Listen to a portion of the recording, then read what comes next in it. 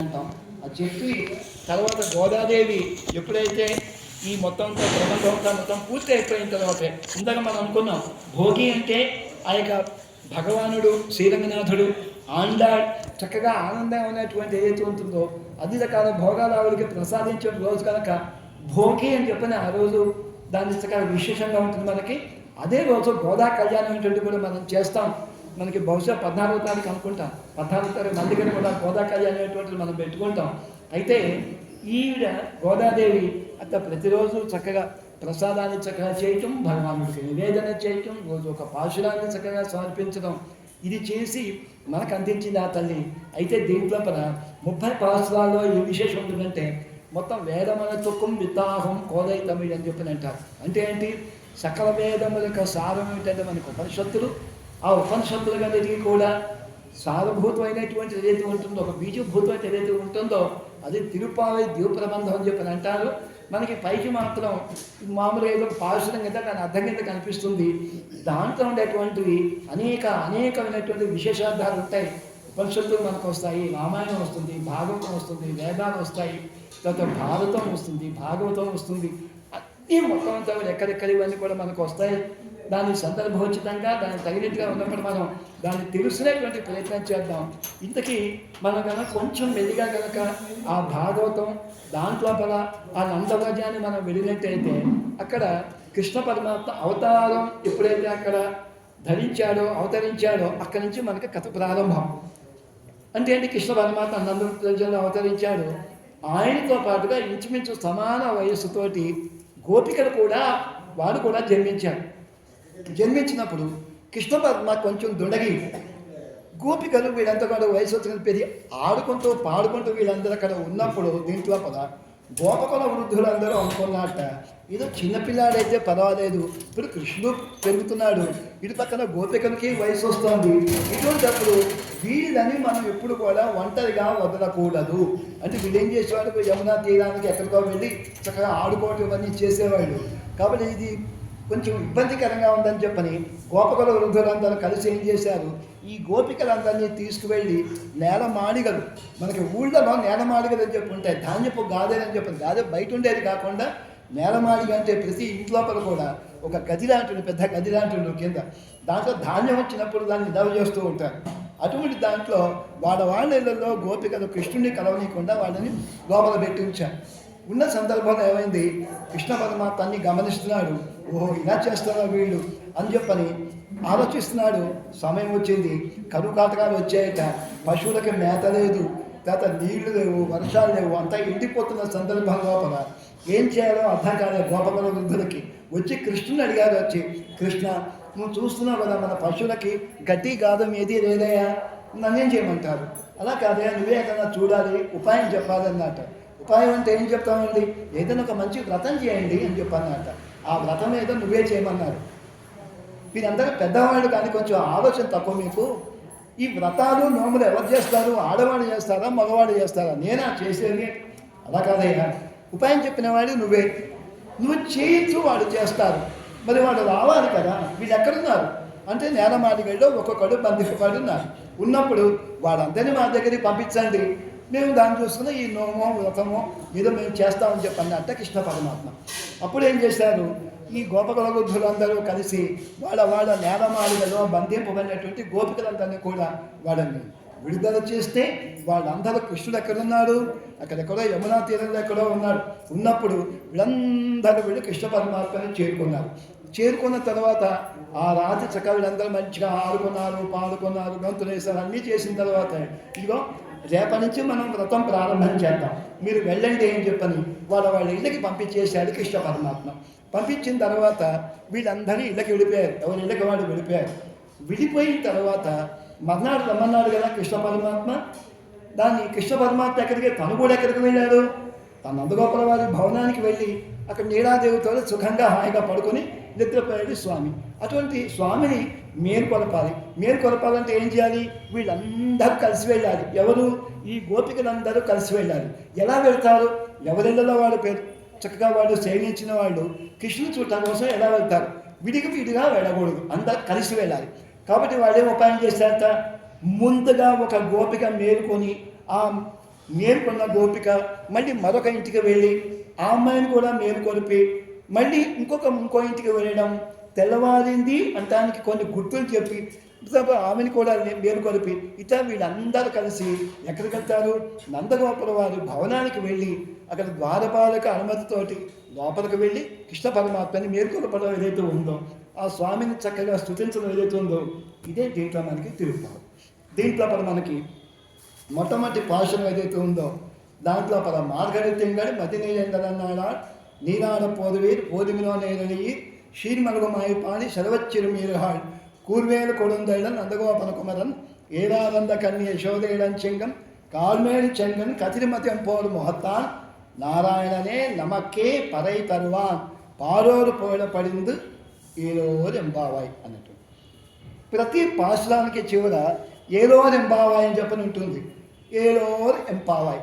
ఎం అంటే మా యొక్క, పావాయ్ అంటే ఏంటి? పావాయ్ అంటే పావ అంటే పాప. గోపికలు కదా వీళ్ళు, ఒక్కొక్క అమ్మ లే అని చెప్పి లేపినట్టు అనమాట. ఏలో అంటే లే లే అని చెప్పని అన్నట్టు. అయితే ఏం చేస్తారు వీళ్ళు? ఏలో రెంపావాయ్ అమ్మ లే లేచి ఇదిగో మా యొక్క గోష్ఠి ఏదైతే ఉందో దీంట్లో నువ్వు కూడా మాతో పాటు చేరు, మనందరం వెళ్ళి కృష్ణుని అనుభవిద్దామని చెప్పని చెప్తారు దీంట్లో.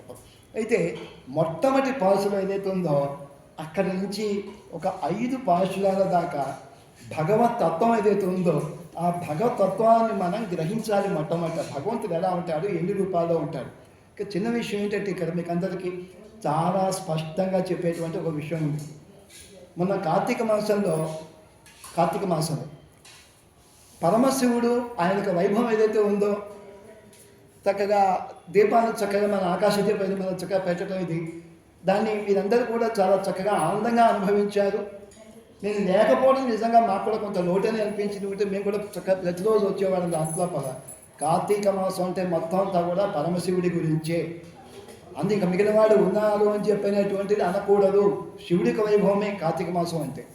అలాగే మార్గశీర్ష మాసం వచ్చింది అంటే ఈ మొత్తం నెల రోజులు కూడా శ్రీమన్నారాయణ యొక్క వైభవమే, శ్రీ మహావిష్ణువు యొక్క వైభవమే దీంట్లో ఉంటుంది. ఈ స్వామిని మనం ఎలా పొందాలి, ఎలా అనుభవించాలి, జీవితాన్ని ధన్యతని మనం ఎలా సాధించాలి, అదే దీంట్లో ఉండేటువంటిది. అమ్మవారు అదే చెప్తుంది. చెప్పినప్పుడు ఈ మొట్టమొదటి 5 పాశాలు ఏవైతే ఉన్నాయో దాంట్లో మొత్తం భగవత్ తత్వం ఇదిగో ఈ విధంగా ఉంటుందని చెప్తుంది. ఎన్ని రకాలుగా ఉంటుంది భగవతత్వం అని చెప్పంటే 5 విధాలుగా ఉంటుంది అని చెప్పండి.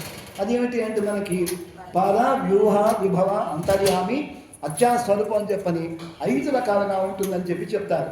పర అంటే పరస్వరూపం అని చెప్పని. పరస్వరూపం అంటే ఎక్కడ? సాక్షాత్తు పరపదం. దాన్ని మనం శ్రీవైకుంఠం అంటాం. అక్కడ అనంత గరుడ విశ్వక్సేనాది నిత్యసూరులు అంటారు. వాళ్ళు ఎప్పటికీ దిగరు వాళ్ళు. అక్కడ అందరూ దేవతలు 33 కోట్ల దేవతలకు అందరికీ కూడా అందరానటువంటి పొందరానటువంటి స్థానం ఏంటుట.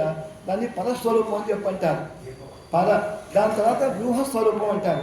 ఆ భగవానుడే సృష్టి రచన కోసం మొత్తం అంతా కూడా ఒక పరిపాలనా సమర్థత ఏదైతే ఉంటుందో దాన్ని విస్తరించడం కోసం చెప్పని 4 రూపాల్లో ఉంటాయట. వ్యూహ రూపం అని చెప్పంటారు. పద వ్యూహం అని చెప్పండి. సంకర్షణ, ప్రత్యుమ్న, అనిరుద్ధ, వాసుదేవ అనేటువంటి చతుర్వ్యూహములు అని చెప్పని అంటారు. అయితే ఆ పరస్వరూపం ఏదైతే ఉందో 33 కోట్ల మంది దేవతలు వెళ్ళడానికి సాధ్యపడదు. మరి రావణాదులు ఎవరైతే ఉన్నారో వాళ్ళు పుట్టినప్పుడు హిరణ్యాక్షుడు హిరణ్యకశిపుడు ఇచ్చారు. వాళ్ళు చక్కగా వీళ్ళు ఉంది ఏదైతే ఉందో మన ఎవరైతే ఇదంతా మంచి వాళ్ళందరినీ పీడిస్తూ ఇట్లా ఉండే సందర్భంలో వీళ్ళు ఎవరైతే ఉన్నారో దేవతందరూ వెళ్ళి విజ్ఞాపన చేయాలి అంటే, ప్రార్థన చేయాలంటే ఎక్కడికి వెళ్ళాలి అంటే వాళ్ళు ఆ స్వామి పార్కడలు అని చెప్పి క్షీరాబ్ది. దీంట్లో వాసుదేవ సంకర్షణ ప్రద్యుమ్న అందులో వాసుదేవమూర్తి కింద క్షీరాబ్దిలో సైనించి ఉంటాట. అక్కడ పరస్వరూపంలో అక్కడ శ్రీదేవి, భూదేవి, నీడాదేవి 3 మహిషులు ఉంటారు అక్కడ పరపద లోపల. కానీ ఈ క్షీరాబ్ది లోపల భగవానుడు సైనించి ఉంటాడు. శ్రీదేవి, భూదేవి ఇద్దరే ఉంటారు ఇక్కడ. అక్కడికి వెళ్ళి వీళ్ళు విజ్ఞాపన చేస్తారు. దాన్ని బట్టి అక్కడ నుంచి అవతరిస్తారట స్వామి. రాముడి కిందనో, కృష్ణుడి కిందనో, వాముడి కిందనో, నరసింహస్వామి కిందనో అవతరిస్తాడు భూపరపంచాపల. పరస్వరూపం, తర్వాత వ్యూహస్వరూపం, పర వ్యూహ విభవ. విభవం అంటే అవతారం, విభవ. తర్వాత పర వ్యూహ విభవ అంతర్యామి.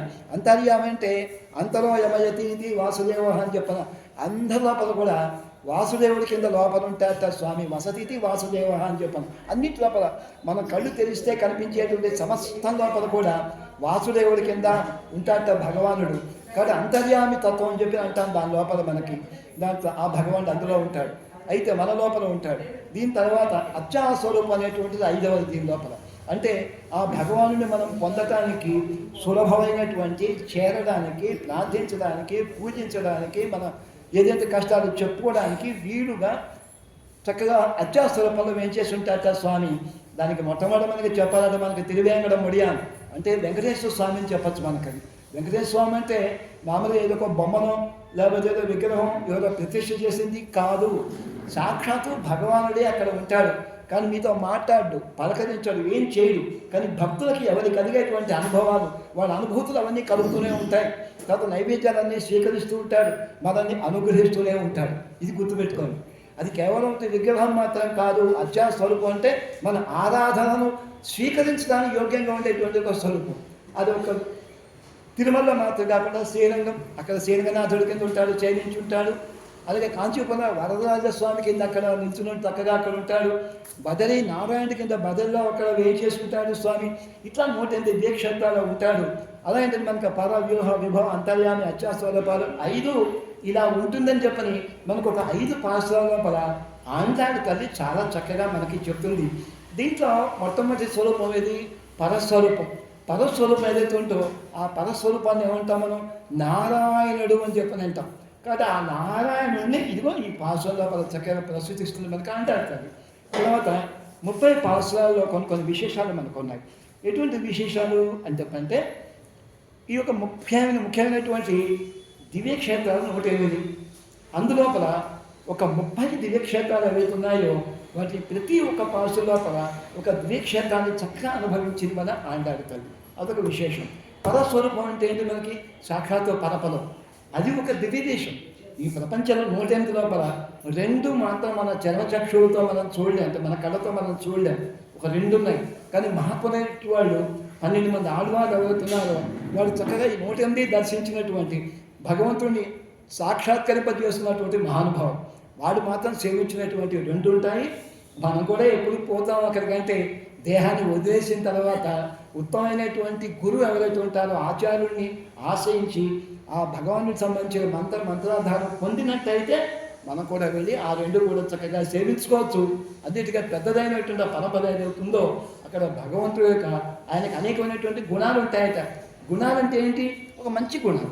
అటువంటి ఏంటంటే కళ్యాణ గుణములు అంటారు. మంచి గుణం అంటే దాన్ని సంస్కృతంలో కళ్యాణ గుణం అని చెప్పని అంటారు. అటువంటి కళ్యాణ గుణాలు భగవానుడికి ఎన్ని ఉంటాయి అన్న ప్రశ్న వచ్చినప్పుడు అనంత కోటి కళ్యాణ గుణాకరుడు భగవానుడు అని చెప్పని అంటారు. దాన్ని చక్కగా మనం అనుభవించేటువంటి చేస్తాం. కాబట్టి దీంట్లో మనకి ఆ పదస్వరూపం ఏదైతే ఉందో దాని గురించి చెప్తున్నారు. చెప్తూ ఆంటారు మొట్టమొదటిగా అసలు మీ వ్రతం అని చెప్పి మేము అనుకోవటం ఏంటి? నిండు పొందమి మంచి రోజులు, ఎన్ని మంచి రోజులు అని చెప్పని ప్రశ్నిస్తోంది. మార్గడి తింగై మతి నిరైంద నన్నాడాడు. మేము అసలు అనుకున్నాం వ్రతం అని చెప్పిన అనుకోగానే నిండు పున్నమి రోజులు వచ్చాయి. నిండు పున్నమి తర్వాత మంచి రోజులు. ఏది మంచి రోజు? భగవంతుడిని మాకు అక్కర్లేదండి, ఏది ఎవరైతే మాకెందుకంటే అనుకోండి, అది కాదు అక్కడ దీంట్లో. ఎట్లా మనకి భగవంతుడు మాకు కావాలి అనుకునేటువంటి దశకి ఇప్పుడు మేము వస్తున్నాం దీంట్లో.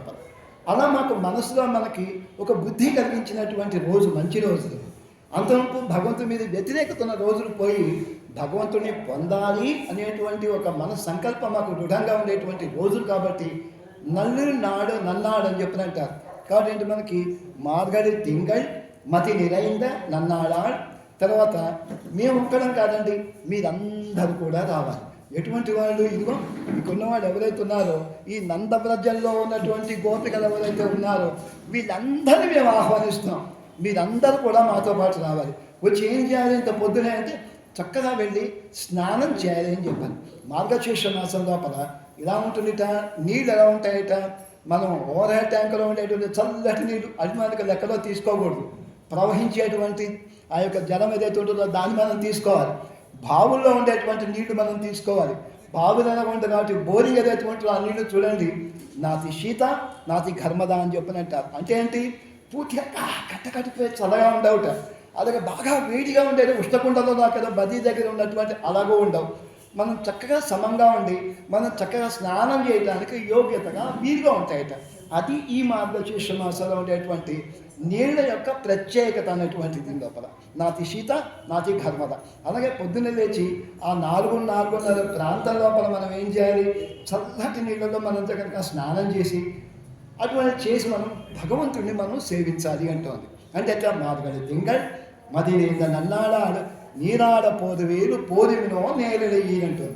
పోదిమినో నేరడయ్యంటుంది అంటే అలాగే దీంట్లో మనందరం కలిసి వెళదాం అని చెప్పి అంటూ ఒక పదప్రయోగం. ఇడయ్యంటే ఏంటంటే విలక్షణమైనటువంటి ఆభరణములు ధరించినటువంటి గొల్లపడుచులారా అని పిలుస్తుంది. విలక్షణమైన ఆభరణాలు ఏమిటి, ధరించడం ఏమిటి, వాదన ఆహ్వానించడం ఏమిటి అంటే చిన్న విషయం చెప్తారు అక్కడ. కృష్ణ పరమాత్మ చెప్పారు, మనం రేపు నా దగ్గర రండి ఏం చెప్పన్నారు. చెప్పినప్పుడు వీళ్ళందరూ వెళ్ళి చక్కగా పడుకున్నారు. ఈ పడుకున్న వాళ్ళు ఎలా ఉన్నారట, వీళ్ళు ఒక 3 దశల్లో ఉన్నారట. ఎట్లాగా, కొంతమంది ఏమో చక్కగా నిద్రపోయారు. నిద్ర అంటే ఏంటి, కృష్ణానుభవం అనేటువంటిది నిద్ర అని చెప్పని అంటారు. హాయిగా నిద్రపోయారు. తర్వాత ఇంకా కొంతమంది ఎలా ఉన్నారు, అది నిద్ర మెలకువో తెలియనటువంటి పరిస్థితుల్లో మరి కొంతమంది ఉన్నారట. మీకు ఎక్కడికో కలకత్తాకి ఎక్కడికో వెళ్ళాలి ఫ్లైట్. ఎన్ని గంటలకు అన్నారు వాళ్ళు, 5ంటికి అని చెప్పారు. రాత్రి మీకు నిద్ర పడుతుందా, కానీ పడుకుంటారు కానీ నిద్ర అనేది పట్టనట్టుగా ఉంటుంది అక్కడ. ఎప్పుడైతే అది వెళ్ళిపోతుందో అని చెప్పని తప్పని ఎచ్చుకు ఇలాంటి పరిస్థితులు ఉన్నవాళ్ళు కొంతమంది ఉన్నారట. మరి కొంతమంది ఉన్నారు అసలు వాళ్ళు నిద్ర పోలేట వాళ్ళు. అలాగే చూద్దాం, తెల్లారుతుంది మనం వెళ్ళిపోదాం కృష్ణుడి దగ్గరికి అని చెప్పని. ఇలా ఉన్న వాళ్ళు ఏం చేశారట, ఏమో ఎప్పుడు మన పిలిపి వస్తుంది, ఎలా వస్తుంది, వెళ్ళిపోతామని చెప్పని ఆభరణాలు తీయకుండానే అలాగే పడుకున్నారట.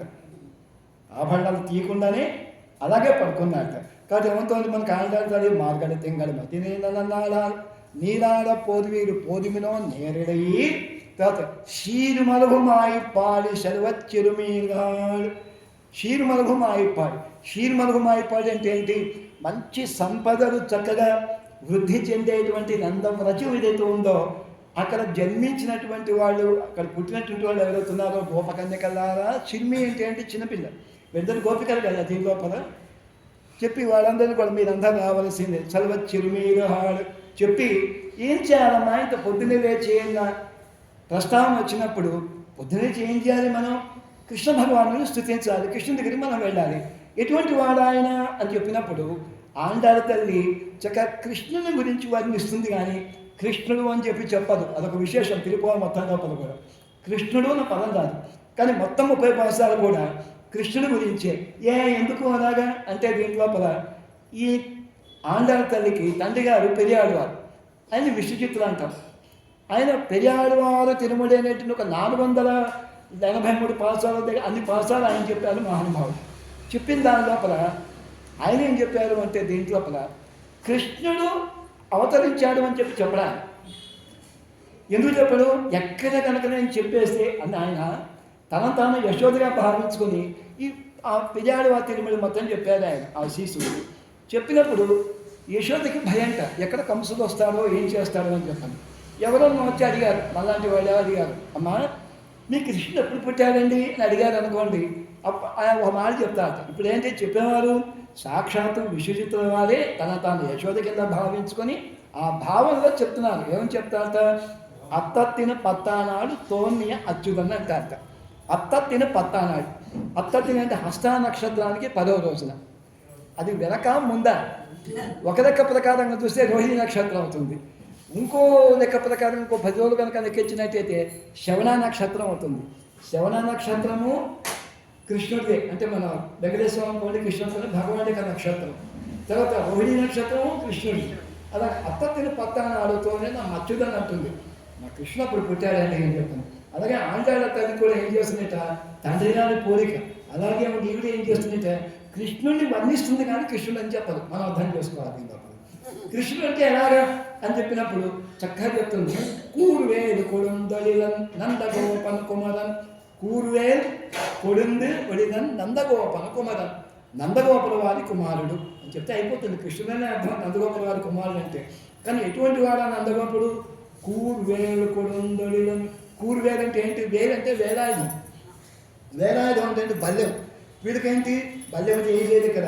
నందరాజ్యంలో ఉండే వాళ్ళందరూ కూడా వీళ్ళందరూ గోపాలకులు. వీళ్ళందరూ ఏంటంటే పశువులు తోలుకుంటూ ఆ బృందావనం యమునా తీరానికి వెళ్ళేటువంటి వాళ్ళు. వీళ్ళకి ఏముంటుంది వాళ్ళ దగ్గర? ముళ్ళు కదా అని చెప్పి అంటాం. ఊళ్ళో బాణా కదా, ముళ్ళు కదా అని చెప్పని అంటాం. అదనమాట. అయితే ఇది ఎలా ఉంటుంది? కొంచెం కాలం మారింది కదా, అందులో మీకో ముళ్ళు ఇది మనం పెడుతున్నాం. ఆ రోజులు ఎలా ఉండేది? కొంచెం బల్యం ఇట్లా ముందెలా ఉండేది, కొచ్చిగా ఉండేదని చూస్తే టైం పెడతారు. కాబట్టి అదేంటంటే వేలాయుధం అని చెప్పి అదొక ఆయుధం దీనికి చెప్పాలి. కూరువేలు కొడుందొళ్ళం. కూరువేలు అంటే ఏంటి? మామూలు వేలాయుధం కాదు, అది పదునైనటువంటి ఆయుధం అది గొప్ప. కూర్వేలు కొడుందొళ్ళం నందగోపం. ఎందుకు ఆయుధాన్ని పదును పెట్టుకొని మరి ఎందుకు నువ్వు ఉండాలైనా ఆ పక్కన బల్లెం పెట్టుకుని ఎందుకు పడుకోవాలంటే కృష్ణ పరమాత్మ ఎప్పుడైతే నందవ్రజంలో అవతరించాడో అప్పటి నుంచి కూడా, చిన్నప్పటి నుంచి కూడా పూతన వచ్చింది. తర్వాత కూడా శకటాసురుడు వచ్చాడు. రకరకాలవన్నీ జరుగుతున్నాయి. కాబట్టి మా కృష్ణుడికి ఏ విధమైన ఆపద జరగకూడదు. వచ్చిన వాడికి వచ్చినట్టే పొడిచేయాలి, చంపేయాలి అని చెప్పిన దీంతో ఆయనట పదులు పెట్టుకున్నట్టు ఆ వేలాయుధాన్ని పక్కలో పెట్టుకుని పడుకున్నట్ట.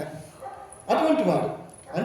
కాబట్టి కూరువేలు కొడుందొళ్ళం నందగోపన్ కుమరం. అంటే నందగోపల వారి యొక్క కుమారుడు ఎవరో కృష్ణుడే. కూరువేలు కొడుందొళ్ళం నందగోపన్ కుమరం. తర్వాత ఏరానంద కన్ని యశోదైలం చింగం. ఏరానంద కన్ని. కన్ని అంటే ఏంటి? నేత్ర, కళ్ళు. ఏరానంద అంటే ఏంట? విస్ఫారితమైనటువంటి చక్కగా పెద్ద పెద్ద కళ్ళు ఉన్నటువంటి యశోదాదేవి. ఏరానంద కన్ని యశోదై ఇలంచింగం.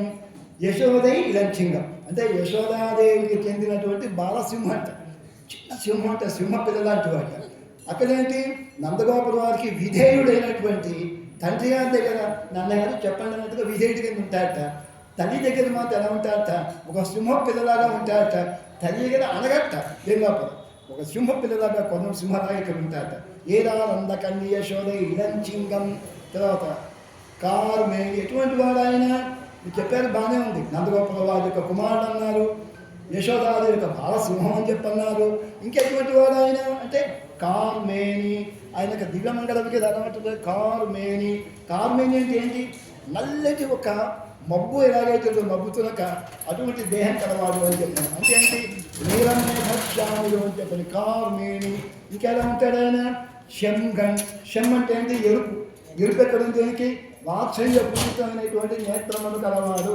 ఒక తామర పుష్పం వికసిస్తూ ఉంటే దాంట్లో ఎర్రటి గీర ఎలాగైతే ఉంటుందో, అది మెచ్చుకుంటూ ఉంటే ఎంత అందం ఉంటుందో అటువంటి విలక్షణమైనటువంటి నేత్ర సౌందర్యం కలవాడు స్వామి అని చెప్పారు. కార్మేణి శంగన్. ఇంకెలా ఉంటుంది ఆయన? కతిరు మద్యం పోలు ముహత్తాన్. కతిరు మద్యం. కతిరు అంటే ఎవరు? సూర్యుడు. మద్యం అంటే చంద్రుడు. కదా సూర్యచంద్రుడు ఒకేసారి కనుక ఆకాశంలో కనుక వాళ్ళు కనుక ఉదయించినట్టయితే ఎంత అందం ఉంటుందో, ఎంత తేజస్సు ఉంటుందో. అటువంటి దివ్యమైనటువంటి తిరుముఖ మండలము కలవాడు, అంటే ముఖ సౌందర్యము కలవాడు. కార్మేణి చంగన్ కతిరు మద్యం పోలు ముహత్తాన్. ఆయన ఎవరండి? నారాయణనే. కృష్ణుని చెప్పలే ఇక్కడ కూడా. నారాయణనే అని సాక్షాత్తు నారాయణుడు. నారాయణనే నమక్కే పరై పరవాన్. మనకి ఏం చేస్తాడు ఆయన? పరైనటువంటి ఏదైతే ఉందో వాద్య విశేషం మనకి కృప చేస్తాడు అని చెప్పి అంటుంది. పర అంటే ఏంటి? ఇక్కడ మనకి పర అనేటువంటి శబ్దం వచ్చింది అంటే దీంట్లో పర. ఈ గోపికలందరూ ఏం చేస్తారంటే కృష్ణ పరమాత్మ దగ్గర చేరిన తర్వాత ఇదిగో యొక్క ఏవైతే ఈ డప్పును మాట్లాడి పర అంటే ఒక వాద్య విశేషం. దీనికి చక్కగా నడువుకి కట్టుకుంటారట. ఇలా ముందుకు పొట్టకి నడువుకి అలా కట్టుకొని ఎప్పుడైతే స్వామితో పాటు కలిసి చక్కగా వీళ్ళు కొట్టుకుంటూ ఉంటారు. డప్పుని ఇలా కొట్టుకుంటూ ఉంటే దీనికి అనుగుణంగా స్వామి చక్కగా నాట్యం చేస్తూ ఉంటారట కృష్ణ భగవానుడు. దానికోసంట ఇది. అంటే ఏంటి? ఎవరన్నా నాట్యం చేస్తుంటే మనకి ఏం కావాలి? వాద్య సహకారం కావాలి, వాద్య విశేషం కావాలి. అటువంటి వాద్య విశేషం ఏదైతే ఉందో ఇది డప్పు. ఇది మనకి ఇస్తాడు. స్వామి దగ్గర పెట్టాడు, ఎన్నున్నాయి ఆయన దగ్గర. మనం వెళితే మనకు అది ఇస్తాడు. దాంతో మన స్వామిని మనం అనుభవించవచ్చు. నారాయణనే నమక్కే పరై తరవ. నమక్కే అంటే మనకు, పరై తరవ. పరై అంటే ఆ వాద్య విశేషం ఏదైతుందో దాన్ని చక్కగా మనకి ఆ భగవానుడు అందిస్తాడు, కృష్ణుడు అందిస్తాడు మనకి అని చెప్పంటారు. కృష్ణుని పదం మాత్రం వాడు చెప్పరు. అయితే దీంట్లో మనకి ఇంకో చక్కటి విశేషం ఏంటంటే దీంట్లో ఈ మార్గడి తింగడు మదినేందని అన్నాడు. మార్గడి తింగడు అంటే ఏంటి? మనకి మాసానం మార్గశీర్షోహం వైంతేశ్వ పక్షిణం ఋతువునాం కుసుమాకర అని చెప్పని మాసాలన్నింటిలో పలుకోడాట మార్గశీర్ష మాసం అనేటువంటిది చాలా ఉత్తమమైనటువంటిది అని చెప్పని భగవానుడు చక్కగా గీతలో చెప్పాడు. అంటే ఏంటి, దీంట్లో మాసాలు ఉన్నాయి, 12 మాసాలు ఉన్నాయి. ఈ 12 మాసాల లోపల కూడా మార్గశీర్ష మాసం అనేది ఏదైతే ఉందో ఆ మార్గశీర్ష మాసం సాక్షాత్తు నేనే అని చెప్పన్నాడు. మార్గడి తింగడు మది నేనైందని అన్నాడు. మది నిందైందా అంటే దీంట్లో నిండు పున్నమి రోజులు అని చెప్పని అంటున్నారు. మేము తలుచుకోగానే అద్భుతమైనటువంటి ఇక భగవంతుని పొందేటువంటి, భగవంతుని పొందాలనేటువంటి మాలో ఒక ప్రబలమైనటువంటి ఒక కోరిక వచ్చేటువంటి చేసినటువంటి ఒక మంచి రోజులు అని చెప్పని అన్నారు దీంట్లో. ఇంకోటి ఏమిటి, దీంట్లో మనకి శ్రీవిల్లిపుత్తూరు క్షేత్రం ఏదైతే ఉందో అక్కడ అవతరించినటువంటి ఆండాలు తల్లి చక్కగా మనకి అందించినటువంటి ప్రబంధం దీంట్లో. ఈ ప్రబంధం లోపల మనకి ఇంత విశేషం ఉంది శ్రీవిల్లిపుత్తూరు అని చెప్పినంటే దాని లోపల శ్రీవిల్లిపుత్తూరుకి అది ప్రణవం ఏదైతే ఉందో ఆ ప్రణవ స్వరూపం అంటే శ్రీవిల్లిపుత్తూరు మొత్తం. ఎట్లా ప్రణవ స్వరూపం అంటే దాంట్లో మనకి ప్రణవం అంటే ఏంటి, మనకి ఓంకారం. ఓంకారంలో ఎన్ని అక్షరాలు ఉంటాయి? అసలు ఓమిచ్చేక అక్షరం నవైతే ద్వే అక్షరే అని చెప్పని అంటారు.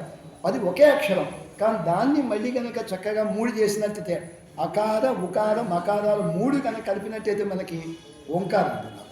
అకారవాచుడైన వాడు అకారాధో విష్ణు అని చెప్పని చెప్తారు మన భగవద్గీతలో. అక్షరానకారోస్మి అని చెప్పన్నాడు గీతలో స్వామి. అంటే అక్షరం అని చెప్పిన మనం అన్నట్టయితే అది భగవానుడు. తర్వాత మకారవాచుడైన వాడు జీవుడు. ఉకారం అంటే దాంట్లో ఈ ఇద్దరిని సంధానం చేసేటువంటి శ్రీ మహాలక్ష్మి అమ్మవారు అనమాట. అయితే ఇక్కడ శ్రీవిల్లిపుత్తూరులో ఎలా మనకి పనికి వస్తుందంటే అకారవాచుడైనటువంటి భగవానుడు వటపత్ర సాయి పెరుమాళ కింద ఉన్నాడు అక్కడ. తర్వాత మకారవాచుడైనటువంటి జీవుడు ఎవరంటే ఇక్కడ మనకి సాక్షాత్తు గోదాదేవి తండ్రి అయినటువంటి విష్ణు చిత్రం వారు ఎవరుతున్నారో ఆయన మకారవాచుట. ఉకారవాచురాలు ఎవరంటే సాక్షాత్తు మనకి గోదాదేవి. ఆ గోదాదేవి భూదేవి యొక్క అవతారం కదా గోదాదేవి. కాబట్టి అకార ఉకార మకారాలు మొత్తం అంతా ప్రణవం అంతా ఎక్కడ ఉందంటే అదిగో అక్కడ శ్రీవిల్లిపుత్తూరు అని చెప్పని అంటున్నారు. అటువంటి శ్రీవిల్లిపుత్తూరు అవతరించే గోదాదేవి అందించే ప్రబంధ లోపల మార్గలి తింగళ్ మతి నీరైందా నన్నాడాడని చెప్పని. అంటే ఏంటి, అనాదిరి భగవాన్ కాల అంటుంది మనకి విష్ణు పురాణం. అంటే ఏంటి, భగవానుడు కాలస్వరూపుట. కాలం కలయతామహం అంటారు గీతలో స్వామి. మొత్తం అంతా కాలస్వరూపుని నేనే అని చెప్పంటారు. అటువంటి కాలం ఏదైతే ఉందో ఆ కాలాన్ని చక్కగా ప్రస్తుతిస్తుంది.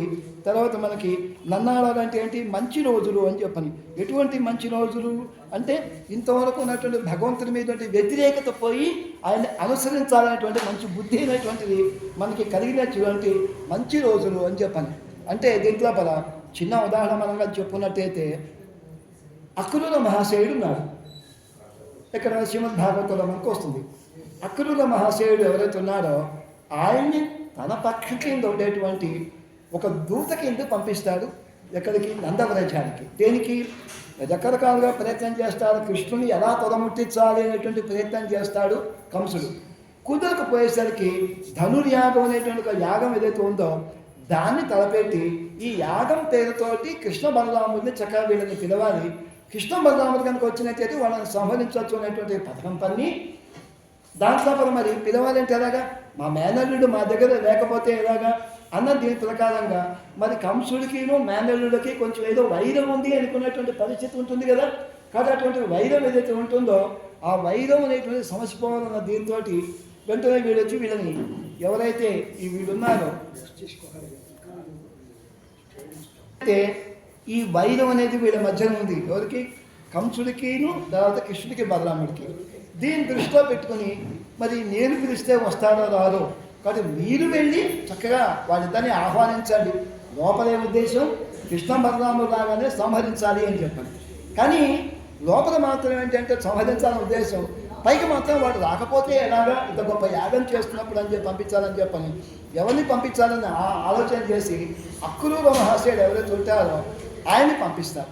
పంపించినప్పుడు నాయన మీరు వెళ్ళి చక్కగా వెళ్ళి కృష్ణ బలరాముని తీసుకురండి అని పంపించినప్పుడు అప్పుడు ఈయన అనుకున్నారు సార్, ఇంతవరకు కూడా ఈ కంసుడి దగ్గర వీడి దర్బార్లో ఉండి ఏం చేస్తాను నేను, వాడి ఉప్పు పులుసు తింటూ వాడు పెట్టిన కూడు తింటూ నేను ఉన్నాను ఇక దీంట్లో పద. ఈరోజు కదా నా జీవితం జన్మసార్థకత కలిగింది, ఈరోజు కదా నా ఈ తూర్పు తెల్లవారింది నాకు అనుకుంటాడు. నా యొక్క తూర్పు దిక్కు ఉదయించినట్టుగా నాకు నిజంగా నాకు ఈ భాగ్యం కలిగింది అంటాడు. తత్పుండరీక నేను విష్ణు దక్షామ్యహం అని చెప్పని అజమే సఫలం జన్మ సుప్రభాతాచమే దిశా అంటారు. ఈరోజు నాకు తెల్లవారింది అనుకుంటారు. కృష్ణ బలరాముల్ని అక్కడికి వెళ్ళడం నందవ్రజానికి ఇక వెళుతూనే మనసులోనే చేరిపోయాడు అక్కడికి. ఎక్కడికి? నందవ్రజానికి చేరిపోయి అక్కడికి వెళ్ళిన తర్వాత ఆ భూమి ఏదైతే ఉందో ఆ నందవ్రజంలో ఉండేటువంటి కృష్ణుడు నడియాడలు భూమి ఆనందంతో దొల్లేట పరవశంతో. వీళ్ళు అక్కడికి వెళ్ళిన తర్వాత వాళ్ళిద్దరిని తీసుకుని రథం మీద ఎక్కించుకొని మళ్ళీ తీసుకొచ్చాడు ఇక్కడికి. ఈరోజు నా జన్మ సార్థకత చెందింది. మరి ఇన్ని రోజులు కాదా? భగవంతుని ఆశ్రయించడానికి ముందుండే రోజులు వ్యర్థమైన రోజులు అంటారు. భగవంతుని ఆశ్రయించిన తర్వాత ఉండేటువంటి రోజులు ఏవైతే ఉంటుందో అది సార్థకత చెందినటువంటి రోజులు అని చెప్పి అంటారు. కాబట్టి ఏంటి మనకి మార్గడి తింగడి మధ్యేందని అన్నాడాడు నీరాడ పోదువేరు పోలిమినో నేరడియని చెప్పాలి. అంటే ఏంటి? నీరాడ పోదువేరు అంటే ఏంటి? నీరాడటానికి మీరందరూ కూడా చక్కగా రండి అంటాం వేరు, రా అని పిలవటం వేరు, రండి అంటాం వేరు, వేయించేయండి అని చెప్పి పిలవటం వేరు. వేయించేయండి అంటే మీరందరూ కూడా చక్కగా అయ్యా మీ రండిని పెద్దవాళ్ళని పిలవటం అన్నట్టు. ఇక్కడ ఎవరున్నారు? గోపికలందరూ ఇంచుమించు కొంచెం సమానమైనటువంటి వయస్సున్న వాళ్ళే. అలాంటప్పుడు మీరు వేయించేయండి అని పిలవటం ఏంటి అంటేట భగవద్ అనుభవంలో ఉన్న వాళ్ళు ఎవరైనా ఉంటే వాళ్ళు వయసు చూడట, వాళ్ళకి భగవత్ సంబంధం తర్వాత ఆ జ్ఞానాన్ని మాత్రం చూస్తారు అని చెప్పినటువంటిది ఒక విశేషం. తర్వాత నన్నాడాలంటే ఏంటి? ఈ యొక్క ఏదైతే ఉందో వ్యతిరేక దినాలు పోయి భగవంతుని అనుసరించాలనేటువంటి ఒక మంచి సంకల్పం కలగటాన్ని నన్నాడాలంటారు. మార్గడి తెంగడి మధ్యేంద్ర నన్నాడాడు నీరాడ పోదువేరు పోదుమినో నేరడి ஷீர்மருகம் ஆய்ப்பாடி செல்வச் சிறுமீதுகாடு. ஷீர்మరుగం ఆయిపాడి, క్షీర్మరుగం ఆయిపాడి సెలవత్ చిరుమేలుగాడు. తర్వాత క్షీర్మరుగం అంటే ఏంటి? సంపదలు వృద్ధి చెందేటువంటి నందవ్రజం. నందవ్రజంలో సంపదలు వృద్ధి చెందడం ఏంటి? అక్కడ ఏముంటుంది? అక్కడ ఏదైతే ఉంటుంది బురద, తర్వాత ఇంకేదైనా ఉంటే అంత పశువుల వాసన ఇదంతా ఉంటుంది అక్కడ. దీంట్లో అక్కడ సంపద ఏముంటుంది అంటే కృష్ణ పరమాత్మ అక్కడ అవతరించడమే ఒక గొప్ప సంపద. కృష్ణ భగవానుడితో పాటు కలిసి ఉండగలిగేటువంటి భాగ్యాన్ని ఇందు గోపికలు ఎవరుతున్నారు వీళ్ళు పొందటమే అదే ఒక గొప్ప సంపదట. అందుకే మార్గడి తింగడి మదేంటి నన్నాడాడు నీరాడ పోదేరు పోదువునో నేరడయ్యేరు క్షీర్మరుగమాయిపాడు సెలవచ్చిరు మీరు కూర్వేలు కొడుందళ్ళ. అంటే దీని లోపల తర్వాత చెప్తా కృష్ణ పరమాత్మ వాడు ఎలా ఉంటాడు అని చెప్పంటూ ఆయన సామాన్యుడు కాదు, మన కోసం అవతరించిన స్వామి. కానీ ఆ స్వామిని మనం సాక్షాత్తుగా ఒక ఆ పరమాత్మ అని చెప్పి నారాయణ అని చెప్తారు, కానీ కృష్ణుడిని మాత్రం మనకి సాక్షాత్తుగా చెప్పరు. మరి ఇక్కడ సంపద అంటే ఏంటి? ఇందాక మనం చెప్పుకున్నట్టుగా కృష్ణ భగవానుడితోటి కూడి ఉండటమే వీడు గోపికలు ఉండేటువంటి సంపద. అయితే దీంట్లో మనకి ఒక 3 వృత్తాంతాలు మనకి చెప్తారు. ఎటువంటి 3 వృత్తాంతాలు అంటే భగవంతుడితో కూడి ఉండటం అనేటువంటిది సంపద అనేటువంటి ఎటువంటి సంపద అంటే దీంట్లో మనకి గజేంద్రుడు ఉన్నాడు. గజేంద్రుడు ఒక చక్కటి ఉదాహరణ మనకి. గజేంద్రుడు ఏంటి? ఒక మడుగులో దిగాడు, ఒక తామర పుష్పాన్ని చక్కగా పీకి భగవంతుడికి సమర్పించాలని చెప్పి అనుకున్నాడు. ఇంతలో నీటిలో ఉన్నటువంటి మొసలు వచ్చి కాలు పట్టుకుంది. కాలు గట్టిగా పట్టుకుని లోపల ఆగేస్తున్నప్పుడు 1000 సంవత్సరాలు ఈయన యుద్ధం చేశారట. అంటే లాక్కోవటం, మళ్ళీ దాన్ని తొక్కటం, ఇలా చాలా చేశాడు. చేసేవాడు చివరికి ఏమైంది? ప్రాణములు తావులు తప్పే మూర్ఛ వచ్చి అన్నట్టుగా ఇంకా ఏం చేయలేని పరిస్థితుల్లో గచ్చంత లేక అప్పుడు ప్రార్థన చేస్తారట భగవానుడికి. ఏమనంటే నువ్వు కనుక కొంచెం కనుక ఆలస్యం చేస్తే స్వామి, ఇదిగో నేను నీ కోసం అని చెప్పని ఇది ఏదైతే ఉందో ఈ పుష్పాన్ని నేను సమర్పించాలనుకున్నా స్వామి, ఇది నువ్వు ఆలస్యం చేస్తే నేను మునిగిపోతాను, నాతో పాటు పుష్పం కూడా మునిగిపోతాను చెప్పినప్పుడు అప్పుడు ఆయన వెంటనే వచ్చి సిరికని చెప్పాడు, శంఖచక్రముడు కైలో సంధింపాడు, ధమ్మిల్లంబు చక్కనొత్తాడు అని చెప్పని ఆయన గజ ప్రాణాద సందబ్ధి అని చెప్పని వచ్చి ఏం చేస్తాడు? చక్రాయుధంతో సంహరిస్తాడు. అప్పుడు మడుగు ఎలా ఉంది? బురద, రక్తం, తర్వాత బీభత్సంగా ఉంది దీంట్లో లోపల. కానీ ఈయన ఏమంటాడు? భాగవతం లోపల చెప్తారు సతు నాగ వర శ్రీమాన్ అంటారు. శ్రీమాన్ అంటే ఏంటి? సంపన్నుడు అని చెప్పని, శ్రీమంతుడు అని చెప్పని. శ్రీమంతుడు అయినా అంటే ఏంటి? ఆ భగవద్భక్తిలో భగవంతుని చింతిస్తుంటారు మహానుభావుడు కాబట్టి ఈయన సంపన్నుడు అని చెప్పని అన్నారు. అలాగే మరొకరు ఉన్నారు అంతరిక్షగత శ్రీమాన్, ఇంకో శ్రీమంతుడున్నట్ట. అంతరిక్షగత శ్రీమాన్, అంతరిక్షగత ఎవరైనా ఆయన ఎవరు? సాక్షాత్ విభీషణుడు రామచంద్రుడి యొక్క పాదాల మీద ఆశ్రయించాలని చెప్పని వస్తున్న సందర్భం లోపల వాల్మీకి భగవానుడు ఏమన్నాడు? అంతరిక్షగత శ్రీమాన్ అని శ్రీమంతుడా విభీషణుడు. ఎక్కడ? అన్నగారు వెళ్ళగొట్టాడు. వెళ్ళగొడితే అక్కడ ఒక దగ్గర ఒక మా కులంలో తప్పు పుట్టావురా, చెడబుట్టావురా అన్నాడు. అటువంటి ఆ అన్నగారితో నిరాదరింపబడి తర్వాత వస్తున్న సందర్భం లోపల అవమానం పొంది వస్తున్నాడు. రాజ్యాన్ని అక్కడ వదిలేశాడు, తన భార్యను అక్కడ వదిలేశాడు, మిత్రులను వదిలేశాడు, తర్వాత ఇంకా తన సంపదలన్నీ కూడా అక్కడ వదిలేశాడు. అన్నీ వదిలేసినాడు. ఏమనాలి? నిర్ధనుడు అని చెప్పాలి, నిర్భాగ్యుడు అనాలి.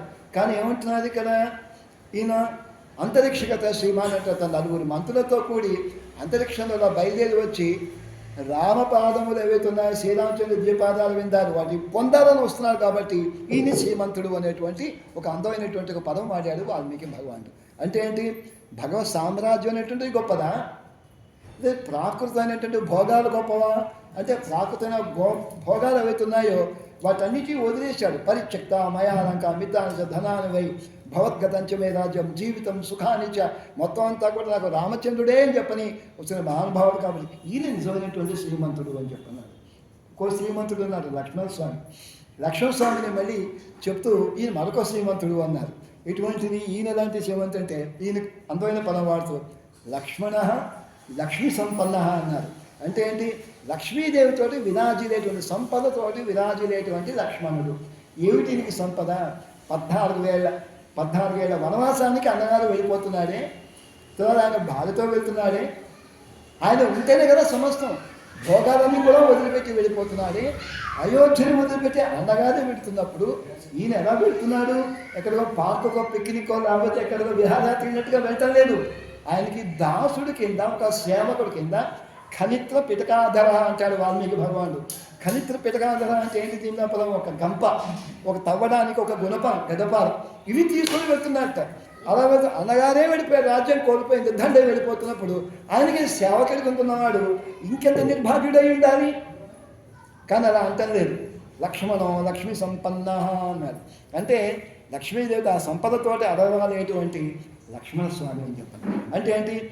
రామచంద్రుడు సీతాదేవి వీళ్ళ ఇద్దరికి కైంకర్యం వెళ్తుందో 14 ఏళ్ళు మొత్తం అంతా కూడా చాలా చక్కగా ఏకాంతంగా అనుభవించేటువంటి భాగ్యం పొందినవాడు. కాబట్టి లక్ష్మీ సంపన్న అని చెప్పని ఈయన్ని వ్యవహరించారు. ఎవరిని? లక్ష్మణస్వామిని.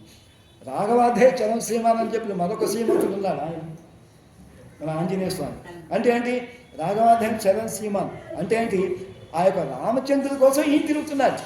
సీతమ్మ ఇంకా కనపడలేదు, అక్కడ లంకలో వెతుకుతున్నాడు, అలసిపోయాడు, నసిపోయాడు, ఎక్కడా కనపడలేదు. చిత్రం కూడా మాత్రమేనా అని చెప్పని 4 అంగుళాల స్థలం కూడా వదలకుండా మొత్తం తిరుగుతున్నాట. అటువంటి వాళ్ళు ఏమన్నారు? రామదేచరం శ్రీమాన్, ఈయన శ్రీమంతుడు అని చెప్పని ఆయన అన్నారు. అంటే ఏంటంటే ఎప్పుడైతే భగవంతుడే మనసులో నింపుకొని ప్రపంచంలో ఉంటున్నప్పటికీ కూడా భగవంతుడే మాకు సర్వస్వం అనుకునేటువంటి మహానుభావులు ఎవరైతే ఉంటారో అటువంటి వాళ్ళు నిజమైనటువంటి శ్రీమంతుడు అని చెప్పారు.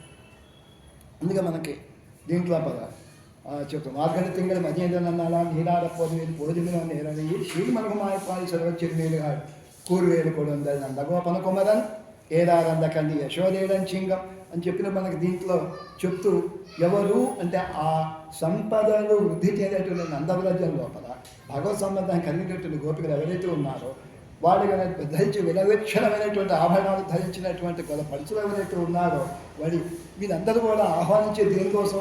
కృష్ణుని సేవించడం కోసం మనం పిలుస్తున్నారు. కూర్మేరు కూడా నందగోపన కుమరం ఏదానంద కన్య యశోద ఇళంచింగం కార్మేని శంగణ్ కతిరిమతి అంపోరు మొహత్తాన్ నారాయణ అని. నారాయణ అంటే ఎవరంటే సాక్షాత్వ నారాయణుడు శ్రీమన్నారాయణుడు ఎవరైతే ఉన్నాడో ఆ నారాయణ గురించి అని చెప్తూ ఆ స్వామిని చక్కగా సేవించడం కోసం మనందరం వెళ్ళాలి. నమకే పరే ధర్వాన్ అంటే మనకే అన్నీ ఇస్తాడు అని చెప్పాలి. నారాయణుడు అని చెప్పినప్పుడు ఉభయ విభూతులు మొత్తం అంతా కూడా అధీనం కలవాడు నారాయణుడు అని చెప్పాలి. నారములు అంటే సెంటియంట్ ఏంటి? నాన్ సెంటియంట్ అంటే జంగమం ఛేదం జగన్ నారాయణోద్భవం అని చెప్పంటాం కదా విశ్వాసనామం లోపల.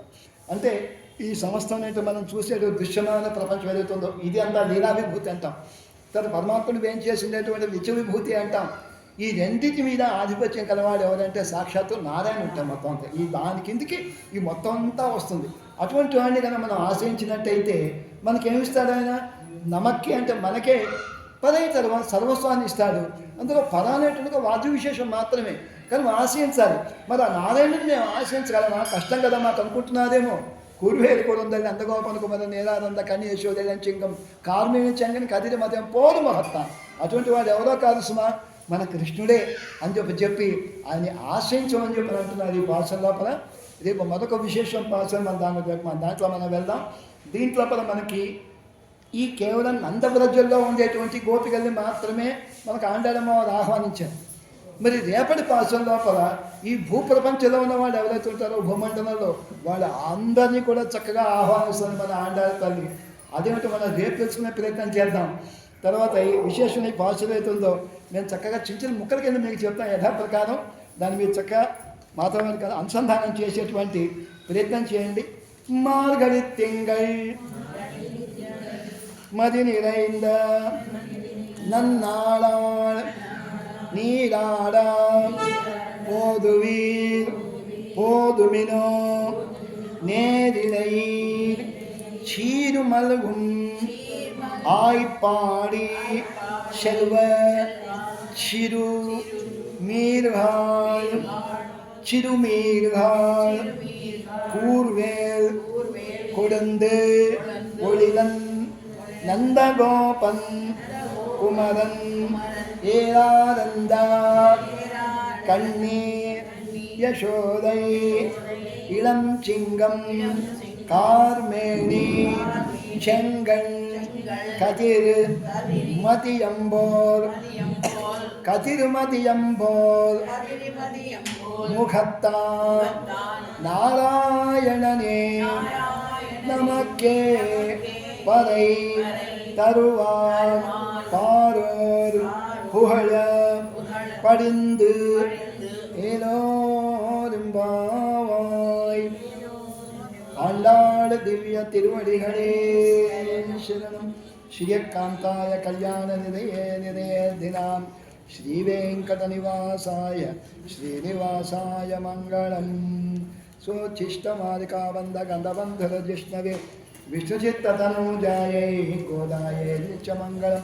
स्वस्ति प्रजाभ्य परिपालयन्तां न्यायेन मार्गेण मयि महीषा. ॐ ब्राह्मणेभ्यः शुभमस्तु नित्यं. लोकाः समस्ताः सुखिनो भवन्तु. बोलो श्री गोदारंगनाथ भगवान की जय. श्रीवेंकटनिवासाय श्रीनिवासाय मंगलम. मंगलम कौसलेन्द्राय हरिचक्रनात्मने चक्रवर्ती अनुजाय सार्वभौमाय मंगलम. स्वोच्छिष्टमालिकामन्धकबन्धरजिष्णवे विशुद्धितनुजाय गोमये च मंगलम. शासनफलैर्मदाचार्य पुरोगमैः सर्वैश्च पूर्वैराचार्यैः सत्कृतायास्तु मङ्गलम्.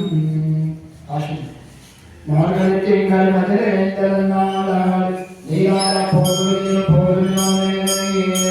ಶ್ರೀಮಲ್ಗುಮಾಯಿ ಪಾಡಿ ಶರ್ವಚ್ಚಿರುನೀರಾಳ್ ಪೂರ್ವೇರು ಕುಳಂದೈಳ ನಂದಗೋಪಕುಮಾರ್ ಏರಾಳಂದ ಕಣ್ಣಿಯ ಶೋಧೈಳಂ ಚಿಂಗಂ கார்மேனி செங்கண் கதிர்மதி அம்போது முகத்தான் நாராயணனே நமக்கே படை தருவான் பாராத படை படித்தேயோருவாய்.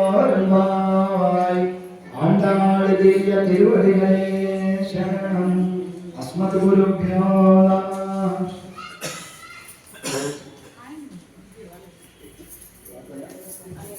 கற்பூராணிராஞ்சனமிவாலே கலிகி ஸ்ரீரங்கநாயகி. కర్పూరాణిరాంజనమివ్వరి కలిగి శ్రీరంగనాయకి. నేర్పుతో మీరను పాటలు పాడలే నిరంజ సుఖగుణదాయకి.